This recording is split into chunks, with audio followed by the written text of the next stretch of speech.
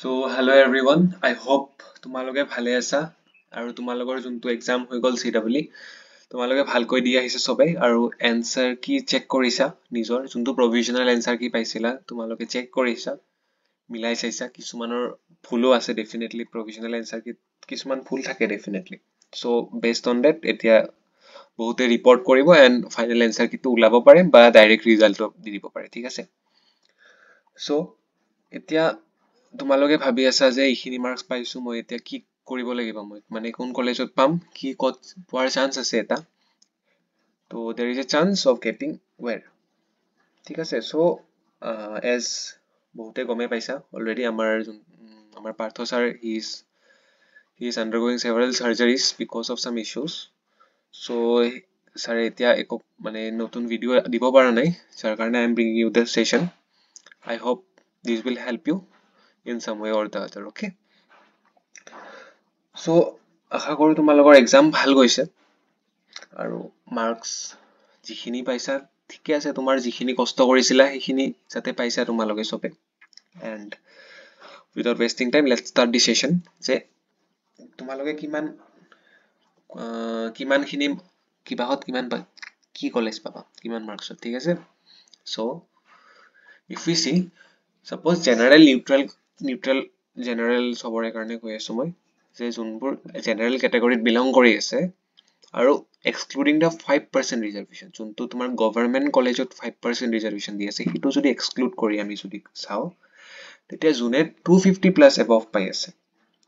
তুমি কাউন্ট কৰিলা তোমাৰ 250 above আহি আছে বাট 240 আহি আছে কাৰণ কিছুমান মিস্টেকস আছে সো 250 আহিব চান্স আছে আৰু 250 260 70 তেনেকুৱা আহি আছে তেতিয়া তোমাৰ একো ইস্যু নাই আৰামসে তুমি AEC CSC বা JEC CSC বা যি লাগে তোমাক সিভিল লাগে CSC লাগে সবৰে বেলেগ বেলেগ এইম থাকে so whatever you need you will be getting it for sure okay আৰু যদি তুমি if you belong to EWS category or the OBC or ST SC EWS ৰ কাৰণে তুমি 10 marks কে কমাই যাব পাৰা যিমান কৈ আছো মই 10 marks কে কমাই যাব পাৰা আৰু OBC ৰ কাৰণে 15 marks কে কমাব পাৰা okay মই যিখিনি কৈ আছো নিউট্ৰেলৰ কাৰণে কৈ আছো জেনাৰেল unreserved কাৰণে কৈ আছো ঠিক আছে EWS ৰ কাৰণে 10 marks কে কমাই যাব পাৰা approximate roughly চালে 10 15 কে কমাব পাৰা EWS তোমাৰ OBC ৰ কাৰণে OBC NCL ৰ কাৰণে তুমি 15 ৰ পৰা 20 marks কে কমাই যাব পাৰা আৰু ST SC ৰ কাৰণে 30 40 তেনেকুৱা ঠিক আছে so এতিয়া 250 পালে as I said you will get any branch যি লাগে তোমাক CSC AEC CSC পাব লাগিলে কাৰণ AEC CSC তোমাৰ সিট তো কম থাকে বহুতখিনি okay only 20 seats you have বেছি নাই 20টা সিট হে অকল আছে আৰু JEC তোমাৰ 60টা সিট আছে সো JEC সেই কাৰণে কাট অফ টো অলপমান মানে লো যায় যে AEC অকমান বেছি যায় কাৰণ সিট ক্যাপাসিটি কম তাৰে okay সো যদি তোমাৰ মাৰ্কস 200 ৰ পৰা 250 মানে 218 20 30 সামথিং আছে তেতিয়া কি কৰিবা তেতিয়া তোমাৰ বাকি ব্ৰাঞ্চবোৰ পাই যাবা সিওৰলি মই নাই কোৱা যে JEC তো CSC পাবা AEC CSC পাবলে yes ফাৰ্স্ট ৰাউণ্ডত নাপাব পাৰা সেকেন্ড ৰাউণ্ডত বা থাৰ্ড ৰাউণ্ডত পাই যাবা আৰামসে ঠিক আছে আৰু 170 200 ৰ above 200 মান থাকিলে তেতিয়া বাকি কোৰ ব্ৰাঞ্চ যোনবিলাক AEC JEC হেবোৰ পোৱা চান্স আছে আৰু সোৱা মাৰ্কসেৰে এক্স্যাক্টলি প্ৰেডিক্ট কৰিব নোৱাৰি তোমাৰ আসল কেছটো হল ৰেংকৰ লগত ৰেংক যিমান ভাল থাকে সিমান তুমি কলেজ পোৱা চান্সটো বেছি আৰু 2023 তেনেকুৱা আছিল যে তোমাৰ বহুত কম মাৰ্কসতে তোমাৰ ভাল ৰেংক এটা আহিছিল লাইক 150 মাৰ্কস 150 জুনে পাইছে হিয়াৰ বহুত ভালেখিনি মাৰ্কস আই মানে ৰেংক বুষ্ট আপ হৈ গৈছিল লাইক 200 250 মই এক্স্যাক্টলি ভ্যালুটো না জানো বাৰু so it was like 2023 আগতে 22 2022 23 তেতিয়া 23 অলপমান কোৱেশ্চন পেপাৰ টাফ আইছিলে বাট compared to 24 23 আৰু 24 ৰ যোনটো মাৰ্কস ভাৰ্সেস তোমাৰ ৰেংকৰ ইনফ্লেশন আহিছে বহুত বেছি আহিছিল ঠিক আছে তাতে হেতুৰ তাৰে ৰিজন হল মেবি কম্পিটিশন বহুত বাঢ়ি গল students number of students are more আৰু এই বছৰৰ কি হৈছে তোমাৰ competition I guess students are like 14,000 15,000 তো exactly data একো ৰিলিজ কৰা নাই but idea এটা লগোৱা যায় যে 13 to 14,000 appear কৰিছে ঠিক আছে so তাৰে আৰু question paper level was like most of বহুতে মানে বেছড অন পল যোনকেইটা আমি দিয়া হৈছিলে তাতে বহুতে ৰিপ্লাই কৰিছে যে moderate paper it was a moderate paper so' chance আছে যে এইবছৰৰ লাষ্ট ইয়াৰৰ নিচিনাই হোৱাৰ এটা চান্স আছে ঠিক আছে লাষ্ট ইয়াৰৰ নিচিনাই একে চিমিলাৰ থকাৰ এটা চান্স আছে দো ইটছ নট এক্সেক্টলি ক'ব নোৱাৰি যে কিমানখিনি কি হ'ব বাট লাষ্ট ইয়াৰৰ নিচিনা ক'ব পাৰি অ'কে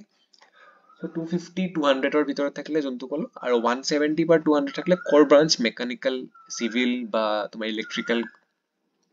তোমাক যদি লাগে আৰামছে পাই যাবা যদি যাৰ 70 170 আছে তেতিয়া তোমাৰ লাইক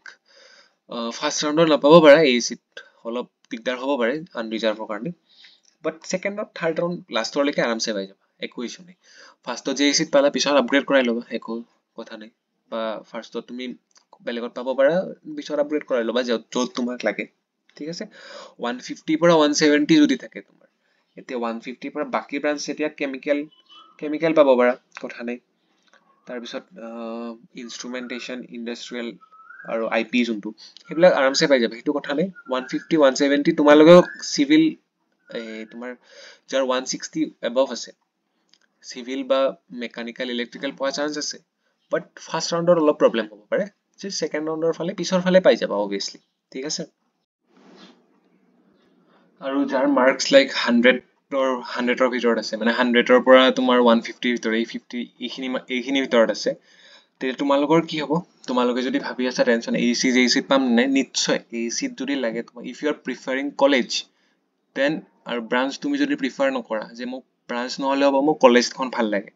তেতিয়াহ'লে এই চিট বা জে চিট তোমালোকে পাবা কিন্তু ব্ৰাঞ্চবোৰ ভাল নাপাবা লাইক তুমি ইণ্ডাষ্ট্ৰিয়েল যোনটো আই পি আছে আই পিৰ কথা ক'লো মই আই পি পাব পাৰা বা আই ই ঠিক আছে চ' এনেকুৱা হ'ব পাৰে কলেজৰ লগত either you have to compromise with a college or you have to compromise with a branch so' তোমাৰ যদি ব্ৰাঞ্চ ভাল লাগে চি এছ চি বা কিবা বেলেগ লাগে তেতিয়াহ'লে তোমালোকে বাকী চাপোজ জিষ্টত পাব পাৰা নিশ্চয় জিষ্টত পাব পাৰা বা বি বি এ চি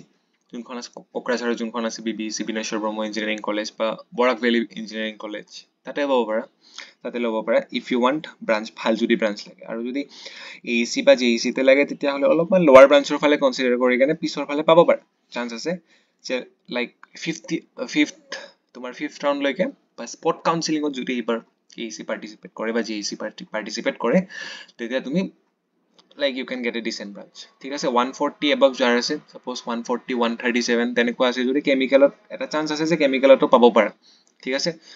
যদি তোমাৰ ৰিজাৰ্ভেশ্যন নাথাকিলেও আৰু মই আনৰিজাৰ্ভৰ কাৰণে কৈ আছোঁ যিহেতু আৰু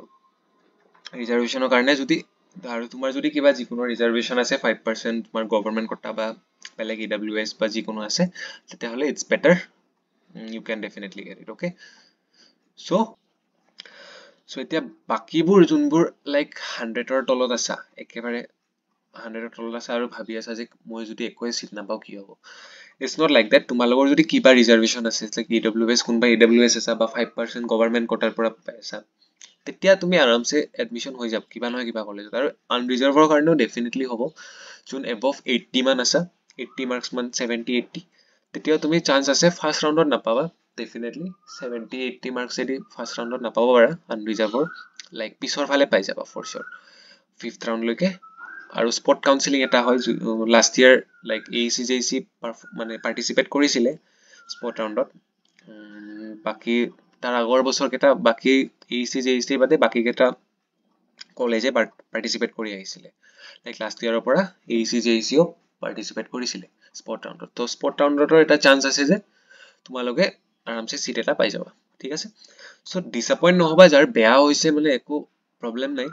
তোমালোকে চিট ইঞ্জিনিয়াৰিং ডিগ্ৰীটো তোমালোকে লৈ লোৱা তাৰপিছত তুমি ইউ কেন গেট মোৰ অপৰচুনিটিজ আৰু ভালকে এম টেক কৰা বা যি ইচ্ছা তোমালোকৰ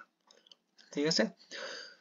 চ' আৰু যদি কিবা বেলেগ ছেশ্যন লাগে তোমালোকে ডেট অলছ' ইউ কেন ইনফৰ্ম মি যে এনেকুৱা যে মানে আদাৰ অপশ্যনছ কিবা আছে নেকি ইঞ্জিনিয়াৰিং এতিয়া বেয়া হ'ল বেলেগ কিবা অপশ্যনছ যি লাগে তোমাক ইউ কেন আস্ক অ'কে ইনফৰ্ম মি